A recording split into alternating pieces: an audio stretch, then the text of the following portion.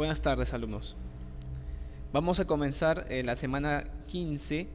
El sumario indica los temas, que es el posmodernismo, como movimiento o momento de la literatura peruana que abarcaremos hoy, y los autores José María Eguren y Abraham Valdemar. José María Eguren es un poeta muy importante en nuestra tradición literaria que fue influenciado por el simbolismo.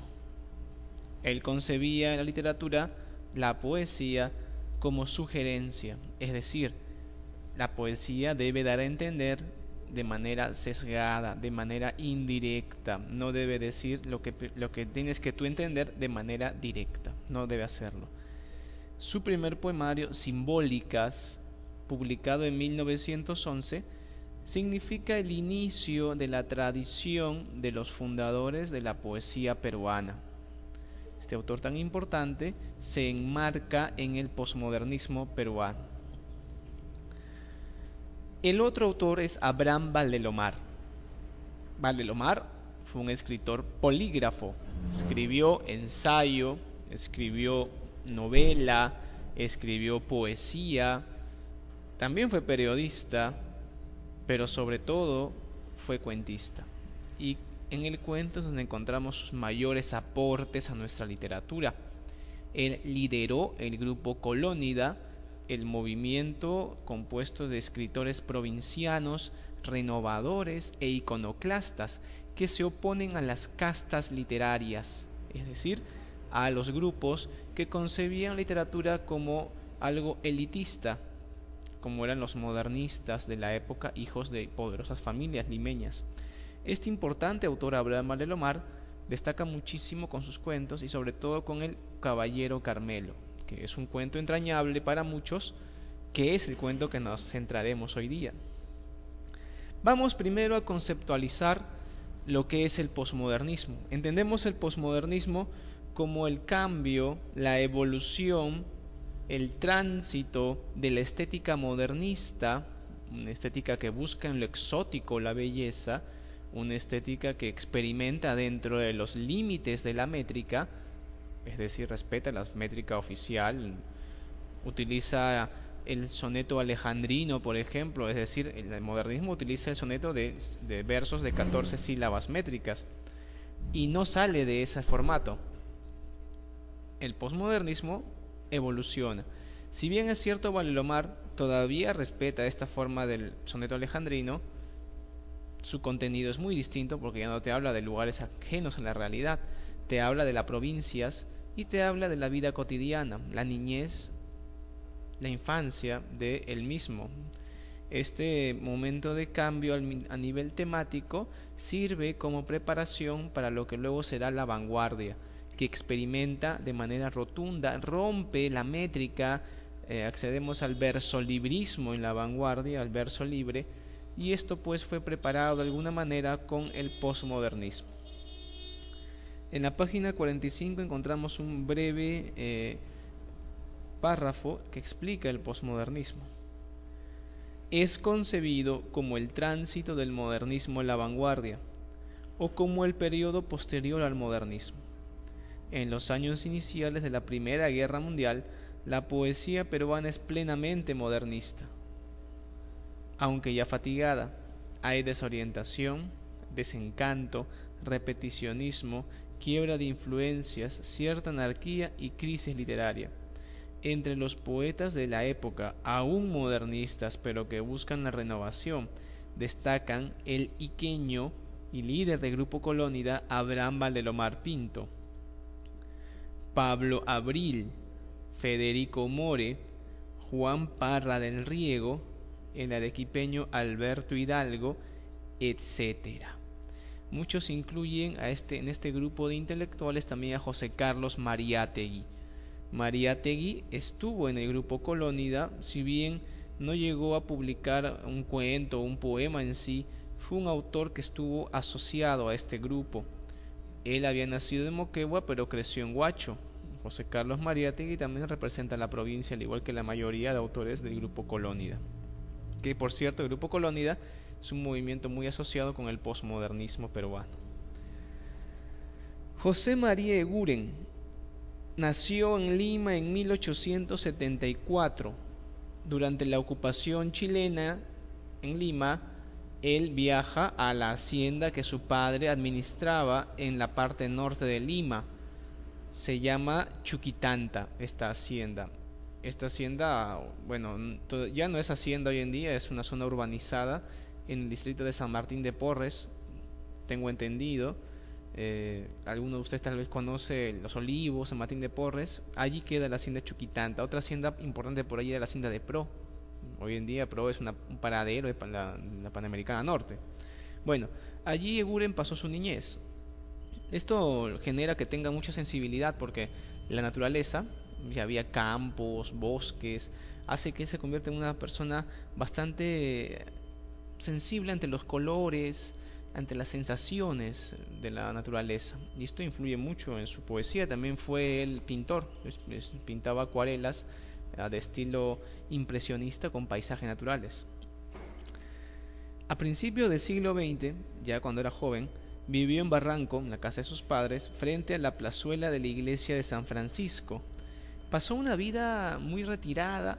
No le gustaba el gran público como a su compañero de promoción Chocano, que le encantaba llamar la atención. Era una persona muy tímida, muy retraída, nunca se casó, no tenía un trabajo estable.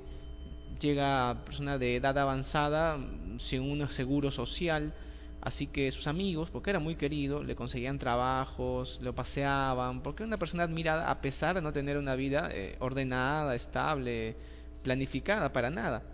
Más bien su poesía es así. Vamos a ver. En 1916 la revista Colónida le rinde homenaje en su primer número.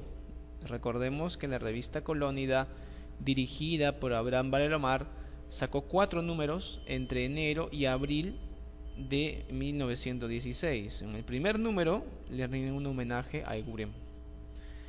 En el año 1929, Amauta, la revista que dirigió José Carlos Mariátegui, también le hace un homenaje. En 1930, Eguren fue incorporado a la Academia Peruana de la Lengua, una distinción muy importante que reconocía su valía como autor lírico. Después de Vallejo, es el más grande poeta peruano. Anciano ya, como te dije, muy viejo y querido, fallece en 1942. Él tiene 4 poemarios. El primero y más importante tal vez es Simbólicas, publicado en 1911. La canción de las figuras, donde está el famoso poema La niña de la lámpara azul, de 1916, y otros 2 poemarios titulados Sombras y Rondinelas, donde está Tiza Blanca, un poema muy simpático, de 1919. Aparte, él publicó entre 1930 y 31 40 artículos en diversos periódicos, revistas de la época, 40 artículos donde él reflexiona sobre el arte, la literatura, la música, en general la fotografía inclusive, y estos artículos fueron recopilados luego de la muerte de Eguren y publicados como un libro titulado Motivos Estéticos. Obviamente Eguren no hizo eso, él ya estaba muerto. Lo hizo el erudito peruano Estuardo Núñez Hague. Estuardo Núñez Hague sigue con vida y es un erudito muy longevo. Este año cumple 102 años en septiembre y sigue entre nosotros este importante investigador erudito peruano, Estuardo Núñez. Él fue el que publica los motivos estéticos en los años 50.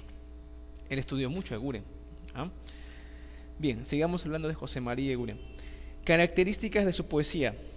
La poesía de Eguren es con su primer poemario Simbólicas, es el inicio del ciclo de los fundadores de la poesía peruana, de la tradición poética peruana. Esta tradición continúa con los vanguardistas como Vallejo y se extiende hasta los grandes poetas de la generación del 50. Tenemos entre ellos, y lamentablemente varios han fallecido ya, a Blanca Varela, que falleció hace poco, Washington Delgado, hace unos años. También tenemos a Alejandro Romualdo, falleció hace 2 años. Carlos Germán Belli, que sigue con vida, recibiendo premios en todo el mundo. Estos poetas peruanos son la última parte de esa formación de la tradición poética peruana. Lo inicia Eguren con Simbólicas en el 1911. Eguren es un poeta simbolista. ¿Está bien? El simbolismo es un movimiento poético que aparece en Francia. En Francia, pasada la mitad del siglo XIX. El simbolismo, cuyo padre es Charles Baudelaire, el gran poeta Baudelaire, con su libro Las Flores del Mal. El simbolismo concibe la poesía como un trabajo exquisito con las palabras, que te presentan imágenes muy llamativas en el poema y con palabras elegantes, bellas, muy hermosas, lo que genera la sinestesia. Sinestesia con S todo, nada de C, por favor. La sinestesia entendida en poesía es el momento en que las imágenes de la poesía agradables, llamativas, se conjugan con los sonidos agradables de las palabras. Estas sensaciones entrecruzadas, visuales en tu imaginación y auditivas en tu lectura interna del poema, generan la sinestesia. Entonces, para nuestro amigo Baudelaire y para sus seguidores, Paul Verlaine, Arthur Rimbaud, los grandes poetas malditos del simbolismo francés, y bueno, le decían malditos no porque eran muy buenos, pues sí lo eran, le decían por otros motivos, ¿no? Su biografía escandalosa, sus temas en sus poemas, habría un poco de ellos, ¿ya? Estos poetas concebían el poema como una partitura musical, donde las sílabas y los acentos de las palabras generaban un ritmo y sonidos agradables. Ellos conciben entonces la idea de la orquestación musical del poema, y Eguren también concibe así la poesía. Ellos también, al igual que Eguren, plantean la idea de la poesía como sugerencia, es decir, la poesía no debe decir las cosas de frente, sino debe sugerir, dar a entender. ¿Está bien? Vamos a ver eso dentro de un momento con poemas de Eguren. Según Mariátegui, Eguren pertenece al periodo cosmopolita de nuestra poesía, un periodo en el cual se asimila, se sincretiza los factores de la literatura extranjera para crear e instaurar una literatura propia. Es el periodo cosmopolita. Su poesía no busca el gran auditorio como hacía su compañero de carpeta Chocano. Chocano encantaba el gran auditorio, él te dice: soy el cantor de América autóctono y salvaje, ¿no? De decir de frente, dice no creo que soy, o me parece, no, soy, demasiado directo te dice. Ese es el modernismo. Eguren no, Eguren es muy sutil. Leamos, por ejemplo, Los Reyes Rojos en la página 46 del cuadernillo. Este poema es muy famoso y a veces genera polémica las posibles interpretaciones que podemos encontrar en él. Lo voy a leer y luego vamos a comentarlo. Los Reyes Rojos. Desde la aurora combaten dos reyes rojos con lanza de oro. Por verde bosque y en los purpurinos cerros vibra su ceño. Falcones reyes batallan en lejanías de oro azulinas. Por la luz cadmio, airadas se ven pequeñas sus formas negras. Viene la noche y firmes combaten foscos los reyes rojos. Bien, ¿qué vamos a encontrar en este poema? Tú lo puedes leer y tal vez te parezca un poco misterioso. ¿Qué quiere decir? Esa es la idea de sugerencia. No lo entiendes a la primera lectura. Tienen que explicártelo, leerlo varias veces, pensar en el poema un montón y podrá ser que le encuentres un sentido personal. Bueno, en general se ha dicho de este poema: desde la aurora combaten dos reyes rojos con lanza de oro. La aurora es el inicio del día. Los reyes rojos son personajes de un color muy llamativo que implican la vitalidad en el amanecer. Lanza de oro, el rayo del sol. Desde el amanecer hay una lucha. Por verde bosque y en los purpurinos cerros vibra su ceño. Si hemos visto los bosques, un bosque es una extensión amplia de árboles en la naturaleza. Y los purpurinos cerros se refiere cuando tú ves unas elevaciones geográficas a lo lejos, se ven de color un poco púrpura, un poco un celeste bajo. No sé si han ido a la sierra o han visto de lejos los cerros. En la sierra se notan azules los cerros, parece que fueron de color azul, pero en realidad no son así, son de otro color, sino que la lejanía las hace ver así. A eso se refiere, es decir, viendo el espacio, el mundo, la tierra, la naturaleza, en conjunto, ellos siguen luchando. Falcones reyes batallan en lejanías de oro azulinas. El oro azul implica pues un contraste de colores muy atractivo, elegante, y que implica también el mediodía, el pasar mediodía, el atardecer. Por la luz cadmio airada se ven pequeñas sus formas negras.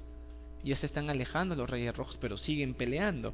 Viven en la noche y se acaba el día, y firmes combaten foscos los reyes rojos. Este poema tiene sonidos fuertes, tiene sonidos elegantes. Los colores se conjugan y generan una imagen, parece de una pintura. Ahora, ¿por qué empieza en la aurora y termina en la noche? Este poema hace alusión a la lucha diaria de las personas. Desde que amanece hasta que anochece, tú tienes que levantarte, bañarte, desayunar, vestirte, salir al colegio, luego volver a almorzar, salir a la pre, estudiar en la tarde, en la noche sigues repasando, al día siguiente duermes. Y es una lucha cíclica. La vida es un ciclo de esfuerzos. Eso implica los reyes rojos. Aparte que los sonidos y las imágenes, los colores, nos presentan un mundo lleno pues de significados a partir del cromatismo, el colorido y la musicalidad. Este poema es de simbólicas. También se ha dicho mucho que Eguren utiliza demasiado los símbolos infantiles, los símbolos de la niñez, y que es un poeta para niños. Eso también es un error, porque Eguren no escribe, no habla de personajes infantiles porque le interese que los niños lean su poesía. Él lo hace porque mediante la recuperación de los símbolos, sensaciones de la niñez, busca crear un universo poético autónomo, un universo original respecto a otros tipos de poesía que se ha escrito. Eso es lo importante en Eguren. Eguren instaura una línea poética denominada la línea de poesía pura, donde la preocupación del autor no es expresar sentimientos nacionales o alguna idea política que forme el auditorio o al público lector. A Eguren le interesa la búsqueda de la belleza y de una expresión personal. Eso es la poesía pura. Esa es la poesía que instaura él con su obra poética. Veamos como ejemplo lo que te estoy diciendo ahora, el duque. El duque es una galleta. El duque es un noble que es una galleta, ¿verdad? Bueno, ustedes, hay una película donde hay una galleta que habla, creo. Hay muchos animales y muchos seres también de los cuentos de hadas de niños. Tiene que ver con este tipo de símbolos este poema. Revisemos de qué trata el duque. Hoy se casa el duque nuez, viene el chantre, viene el juez, y con pendones escarlata, florida cabalgata, a la 1, a las 2, a las 10, que se casa el duque primor con la hija de Clavo Dolor. Allí están, con pieles de bisonte, los caballos del lobo del monte, y con ceño triunfante, Galo Cedrino, Rodolfo montante. Y en la capilla está la bella, mas no ha venido el duque tras ella. Los magnates postradores, aduladores, al suelo el penacho inclinan, los corvados, los bisiestos, dan sus gestos, sus gestos, sus gestos, y la turba melenuda estornuda, estornuda, estornuda. Y a los pórticos y a los espacios mira la novia con ardor, son sus ojos 2 topacios de brillor, y hacen fieros ademanes, nobles rojos como alacranes, concentrando sus rezuellos, grita el más hercúleo de ellos: ¿quién al gran duque entretiene? Ya el gran cortejo se irrita, pero el duque no viene, se lo ha comido Paquita. Claro, el final da risa, todos esperan a la galletita, pero se lo comió una niña llamada Paquita. ¿Qué simboliza este poema? Bueno, como te estaba diciendo, este poema es una jugarreta, es un chiste prácticamente que Eguren te va a presentar mediante una musicalidad muy notoria, jugando con las palabras y creando un universo poético original, autónomo, autárquico respecto a otros tipos de poesía, y hace que se convierta en un poeta con una gran capacidad de expresión y una sugerencia notoria. Este poeta no es para un auditorio amplio, es para que otros poetas lo lean y lo admiren, es para que la gente capaz de apreciar la poesía de calidad se sienta pues emocionada leyendo el poema. Por eso es que hay mucha gente que no sabe apreciarlo, ¿no? La gente es que no hay una formación adecuada para apreciar la poesía. A veces tú nada más porque dijo alguna palabra o dijo algo muy evidente piensas que es bueno. No, la poesía es trabajar con las palabras mucho, y las palabras son sonido, no solamente significado, aunque también significado, pero tienen que conjugarse los dos. Bueno, estoy seguro que ustedes ya les picó la curiosidad y van a averiguar más de Guren y de esta poesía simbolista de que te mencionaba. Con Charles Baudelaire se escribe su apellido Baudelaire, se deletrea así, Baudelaire con B alta, ¿ya? Paul Verlaine, Verlaine se escribe con BV, ¿no? Verlaine, ¿ya? Y sobre todo Arthur Rimbaud, su apellido es Rimbaud, así como suena, Rimbaud se escribe, pero se pronuncia Rimbaud. Bueno, averigua de ellos y también de Guren, y estoy seguro que te va a interesar mucho la poesía y su vida de estos grandes poetas. Bueno, especialmente los franceses, porque ya hablamos de Guren, que no fue tan emocionante su vida. Bueno, seguimos conversando, alumnos, ahora del movimiento Colónida. ¿Está bien?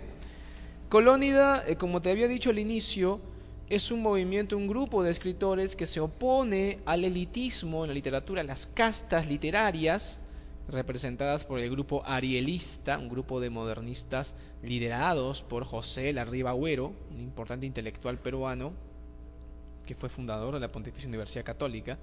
Estos limeños engreídos van a ser contradichos por los provincianos entusiastas, renovadores del grupo Colónida, liderados por el gran autor Abraham Valdelomar Pinto.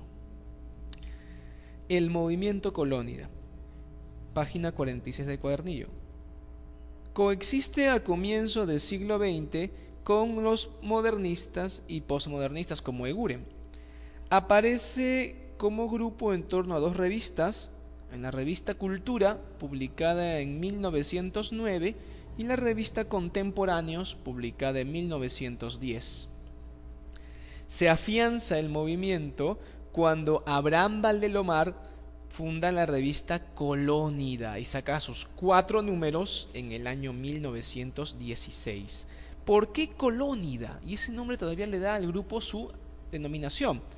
Colónida por Cristóbal Colón. Cristóbal Colón buscó nuevos horizontes, nuevas tierras, nuevos lugares. Ellos buscaron nuevos derroteros para nuestra literatura, nuevos temas para nuestra literatura. Se congregan escritores jóvenes, dijimos More, Hidalgo, Mariátegui, Gibson, Percy Gibson. Abraham Valdelomar, autodenominado conde de Lemos, lidera el movimiento que llevó el nombre de la revista. El movimiento significa un espíritu crítico y de rebeldía contra las modas y las castas literarias. Sus integrantes admiraron la belleza formal. Publicaron, por ejemplo, poemas respetando el soneto como forma métrica, respetando la métrica de los versos. Todavía tienen esto del modernismo, pero cultivaron la expresión sencilla y tierna, enfatizando la vida en provincia, que eso no lo hacía el modernismo. El modernismo tenía la belleza formal como gran, y el exotismo, ¿no? Estos en Colonia también están admirados por la belleza formal, la imagen y el color, pero hoy es de otra manera. Hablemos de Valdelomar, autor clave de este movimiento. Él nació en un pueblito muy humilde llamado San Andrés de los Pescadores, cerca de Pisco, en el departamento de Ica. En 1888 nació Valdelomar en el hogar conformado por un empleado de la aduana, un empleado público del puerto de Pisco, que tuvo muchos hijos, cerca de la docena de hijos. Uno de los menores fue Abraham Valdelomar. Su infancia transcurrió cerca del puerto de Pisco, en esta zona del Perú rural, costeña, que él describe de manera inigualable en su bello poema Tristitia, que vamos a leer ahora, y un poema vale mucho más que 2-3 minutos de explicación de su infancia. Tristitia, fijémonos que es un soneto que utiliza versos de 14 sílabas, alejandrino se llama el verso de 14 sílabas. Mi infancia, que fue dulce, serena, triste y sola, se deslizó en la paz de una aldea lejana, entre el manso rumor con que muere una ola y el tañer doloroso de una vieja campana. Dábame el mar la nota de su melancolía, el cielo la serena quietud de su belleza, los besos de mi madre una dulce alegría, y la muerte del sol una vaga tristeza. En la mañana azul, al despertar, sentía el canto de las olas como una melodía, y luego el soplo denso, perfumado del mar. Y lo que él me dijera aún en mi alma persiste. Mi padre era callado y mi madre era triste, y la alegría nadie me la supo enseñar. Bien, este poema habla de su infancia, de su niñez y la vida provinciana que pasó. A los 13 años, cuando él tenía 13 años, su familia se muda a Lima y él estudia en el Colegio Guadalupe, que era el mejor colegio estatal de esa época. En este colegio participa a los 16 años en un concurso de caricatura en el diario La Prensa y gana el concurso y se convierte en periodista tan joven en este importante diario que fracasó en el siglo XX. Ya era la competencia del comercio en su momento, ¿no? Ya no hay La Prensa, pero ahí estuvo Valdelomar en sus inicios. Luego ingresó a San Marcos y estudió en la Facultad de Letras, está bien. Lamentablemente nunca terminó la carrera porque tuvo un problema político. Postuló para ser el presidente de la Asociación de Estudiantes Universitarios y perdió las elecciones. Se dedicó al periodismo y llega a apoyar al famoso presidente Guillermo Billinghurst. Su campaña presidencial gana Billinghurst y lo manda a Valdelomar en 1913 a Italia como agregado en el consulado en la embajada peruana. Valdelomar en Europa pasea por varios países de Europa, llega a Estados Unidos. Billinghurst cayó, y ya sabemos un poco de historia del Perú. Cae Billinghurst, su gobierno no llega a terminar lo normal. Él vuelve convertido en un dandy, en un personaje llamativo que comienza a generar polémica, llama la atención mucho en la escena literaria limeña. Se vestía de traje frac amarillo, se ponía guantes blancos y llegaba con su cara redonda y tostada y achinada al famosísimo Palais Concert, que era el centro de interés literario de la tertulia del momento, el lugar de moda, que quedaba en el cruce de la avenida Emancipación con el Jirón de la Unión, en el centro de Lima. El Palais Concert se convierte en un referente para la época y Valdelomar en el centro de atención máximo de este lugar, que era un café, bar, varias cosas, restaurante, tenía varios niveles y allí se reunían los literatos. Valdelomar con su grupo Colónida, a su derecha Mariátegui, y en su momento llegó a estar a su izquierda Vallejo, porque también Vallejo llega desde Trujillo a estudiar en San Marcos y se junta con ellos. Estaban Gibson, Hidalgo, los demás integrantes de la generación del grupo Colónida. En esta época es cuando él funda la revista Colónida, ¿no? Vallejo llegó después de la revista, en el 17 llega a Lima, así que no estuvo en el grupo iniciador, por eso no lo mencioné, pero en la parte final del grupo, cuando ya se estaba empezando a desarticular, Vallejo estuvo presente en el grupo. Valdelomar empieza una carrera política, llega a ser diputado, y en una reunión que hubo del Congreso de esa época, la Cámara de Diputados en Ayacucho, fallece en un lamentable y triste accidente, y nos deja a los 31 años, muere en 1919 Valdelomar. Muere muy joven, hubiera podido tal vez escribir más cosas, tal vez su gran obra no estaba aún escrita, y nos deja Valdelomar. Él, un año antes de su muerte, se había preocupado por publicar los últimos cuentos que había escrito, cuentos importantísimos, como por ejemplo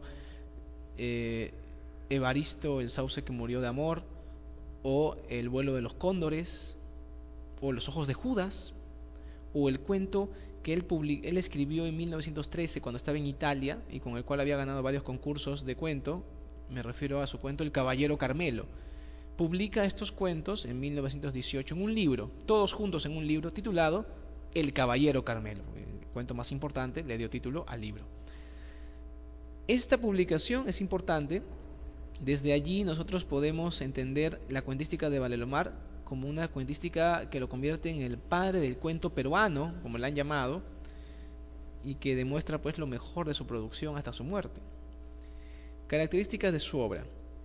Se caracteriza por el tono nostálgico, tierno e íntimo. Destaca más en el cuento y en la poesía. En ellos evoca escenas familiares de su infancia rural y aldeana, vinculadas al mar y a la campiña de Pisco. Entramos Tristitia, que ya hemos leído. Revisemos El caballero Carmelo, su cuento más importante. La figura y hazaña del gallo logran una hermosa imagen plástica gracias al empleo de un lenguaje refinado y evocador. Evocador quiere decir un lenguaje que hace recordar el pasado. El caballero Carmelo es un símbolo de la edad de oro infantil del autor. El relato conjuga los múltiples materiales narrativos: memoria, narración, argumento y descripción. El lado dramático del texto, dramático no que sea de género dramático, mucho cuidado, este es un cuento, pertenece al género épico. Dramático en el sentido, el momento que hay emociones, que hay momentos tristes, a eso se refiere el lado dramático, ¿ya? El lado dramático del texto está organizado en base a la relación del destino de un gallo de pelea y su familiaridad con la vida cotidiana del narrador. Sucede, alumnos, que el Caballero Carmelo es un cuento narrado en primera persona. Lo narra un niño de 9 años aproximadamente, él nos cuenta la historia. Tendremos un fragmento, dos fragmentos. Un fragmento es una descripción del Carmelo. Vamos a leerlo. Esbelto, magro, musculoso y austero, su afilada cabeza roja era la de un hidalgo altivo, caballeroso, justiciero y prudente, agallas bermejas, delgada cresta de encendido color, ojos vivos y redondos, mirada fiera y pernadora, acerado pico agudo, la cola hacía un arco de plumas tornasoles, su cuerpo de color carmelo avanzaba en el pecho audaz y duro.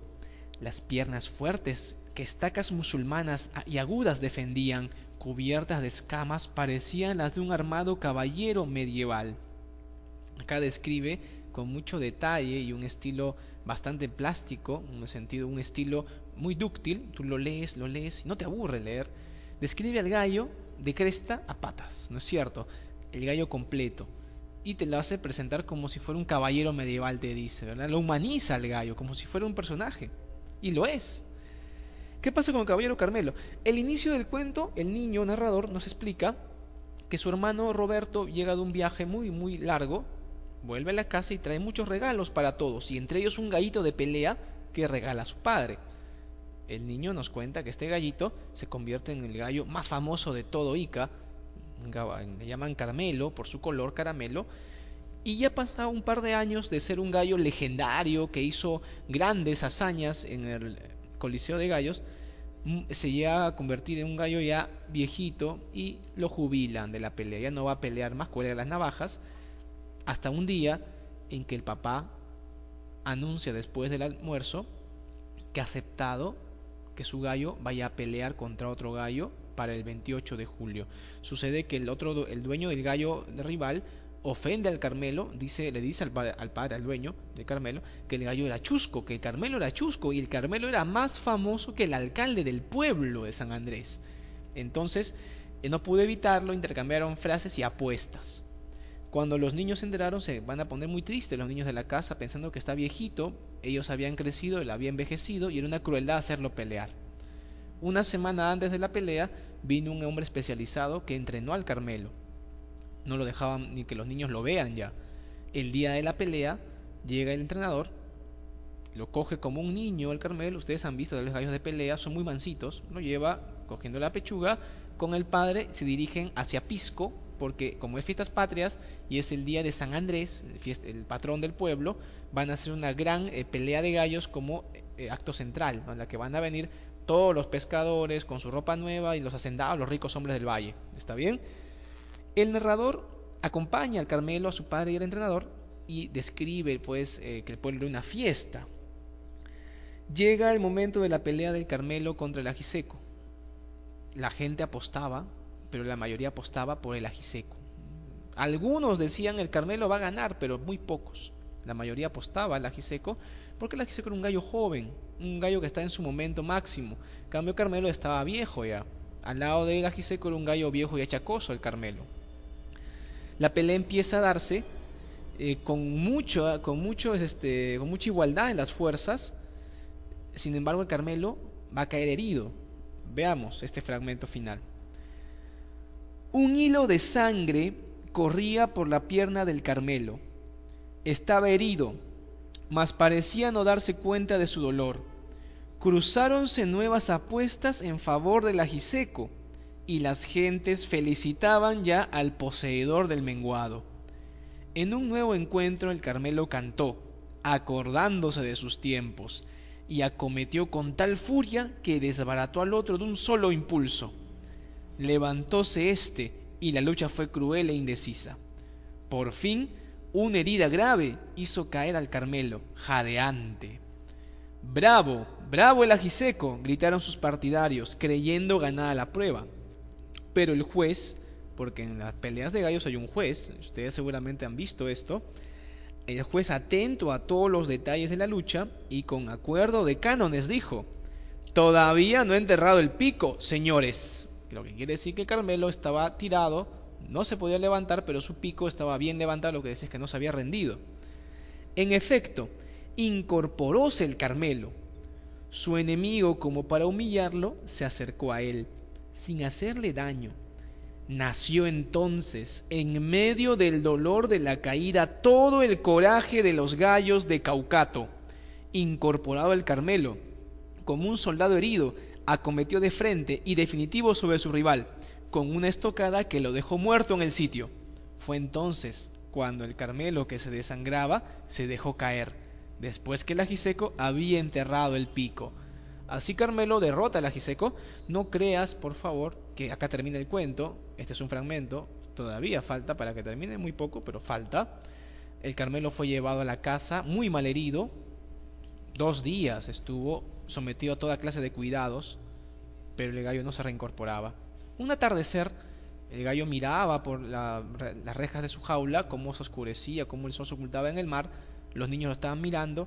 Él se levanta, aletea, canta, se vuelve a echar, estira su patita y muere. ¿Está bien? Los niños lloran al ver su muerte, y esa noche todos comieron una cena muy tristes, mirándose sin hablar.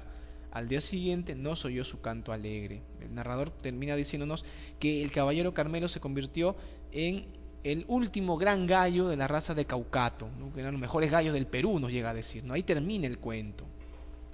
Vamos, alumnos, ahora a los ejercicios en clase, ya para que ustedes puedan salir, y lo voy a escribir en la pizarra en un momento.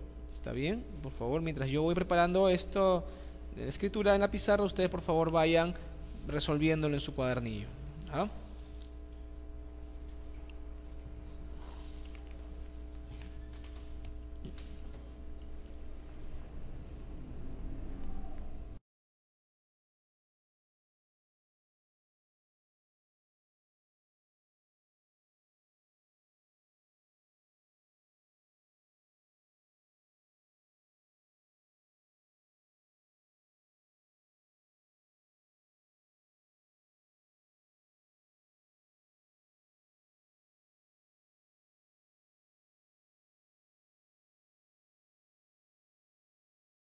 La vanguardia, que experimenta de manera rotunda, rompe la métrica, accedemos al versolibrismo en la vanguardia, al verso libre, y esto pues fue preparado de alguna manera con el posmodernismo.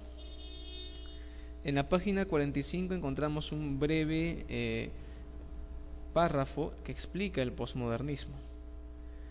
Es concebido como el tránsito del modernismo a la vanguardia, o como el periodo posterior al modernismo. En los años iniciales de la Primera Guerra Mundial, la poesía peruana es plenamente modernista. Aunque ya fatigada, hay desorientación, desencanto, repeticionismo, quiebra de influencias, cierta anarquía y crisis literaria. Entre los poetas de la época, aún modernistas, pero que buscan la renovación, destacan el iqueño y líder del grupo Colónida, Abraham Valdelomar Pinto, Pablo Abril, Federico More, Juan Parra del Riego, en Arequipa, la tradición de los fundadores de la poesía peruana. Este autor tan importante se enmarca en el posmodernismo peruano. El otro autor es Abraham Valdelomar. Valdelomar fue un escritor polígrafo, escribió ensayo, escribió novela, escribió poesía, también fue periodista, pero sobre todo fue cuentista. Y en el cuento es donde encontramos sus mayores aportes a nuestra literatura. Él lideró el grupo Colónida, el movimiento compuesto de escritores provincianos, renovadores e iconoclastas que se oponen a las castas literarias, es decir, a los grupos que concebían literatura como algo elitista, como eran los modernistas de la época, hijos de poderosas familias limeñas. Este importante autor, Abraham Valdemar, destaca muchísimo con sus cuentos y sobre todo con El Caballero Carmelo, que es un cuento entrañable para Muñeño, Alberto Hidalgo, etc. Muchos incluyen en este grupo de intelectuales también a José Carlos Mariátegui. Mariátegui estuvo en el grupo Colónida, si bien no llegó a publicar un cuento o un poema en sí, fue un autor que estuvo asociado a este grupo. Él había nacido en Moquegua, pero creció en Huacho. José Carlos Mariátegui también representa la provincia, al igual que la mayoría de autores del grupo Colónida. Que por cierto, el grupo Colónida es un movimiento muy asociado con el posmodernismo peruano. José María Eguren nació en Lima en 1874. Durante la ocupación chilena en Lima, él viaja a la hacienda que su padre administraba en la parte norte de Lima. Se llama Chuquitanta esta hacienda. Esta hacienda, bueno, ya no es hacienda hoy en día, es una zona urbanizada en el distrito de San Martín de Porres, tengo entendido. Alguno de ustedes tal vez conoce Los Olivos, San Martín de Porres.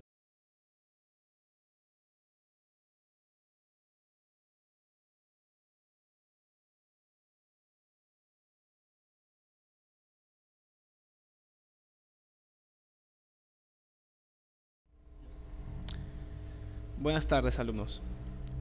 Vamos a comenzar la semana 15. El sumario indica los temas, que es el posmodernismo como movimiento o momento de la literatura peruana que abarcaremos hoy, y los autores José María Eguren y Abraham Valdemar. José María Eguren es un poeta muy importante en nuestra tradición literaria que fue influenciado por el simbolismo.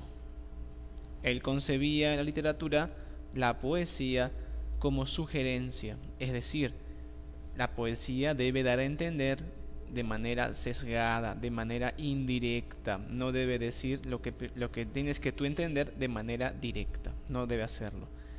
Su primer poemario, Simbólicas, publicado en 1911, significa el inicio de hechos, que es el cuento que nos centraremos hoy día.